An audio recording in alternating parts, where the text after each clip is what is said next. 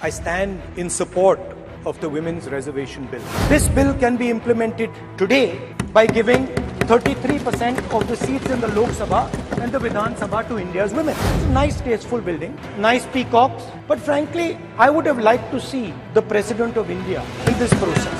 मैंने ये सवाल पूछा, 90 सेक्रेटरी हैं, ये जो हिंदुस्तान की सरकार को चलाते हैं, जो बजट को चलाते हैं, इनमें से ओबीसी कितने हैं? नरेंद्र मोदी जी प्रधानमंत्री हैं, ओबीसी के लिए काम करते हैं। मैंने ये सवाल पूछा, मैं आपको जवाब देना चाहता हूं। हिंदुस्तान के सेक्रेटरीज 90 में से सिर्फ 3 ओबीसी से हैं।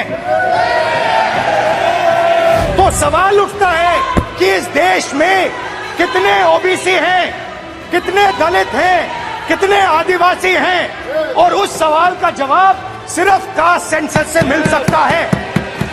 ये जो लिस्ट है, ये ओबीसी समाज का अपमान है।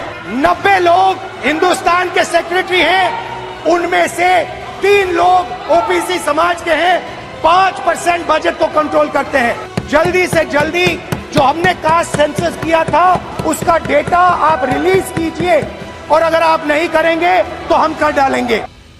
मैंने जैसा कहा कि 303 एमपी में 85 यानी 29% MPs are from OBC community. Out of 1,358 MLAs, we have 27% OBC. And I repeat that among the MLCs, 163 हमारे MLCs हैं, जिसमें से 40% OBC है।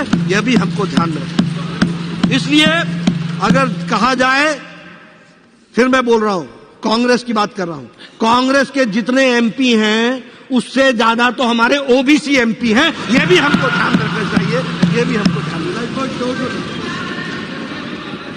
इसलिए ये और देखिए हाँ, मैं सिर्फ लोकसभा की बात कर रहा हूं। अगर लोकसभा और राज्यसभा मिला ले तो आपसे कहीं ज्यादा हम निकल जाते हैं। यह भी आपको ध्यान रखना।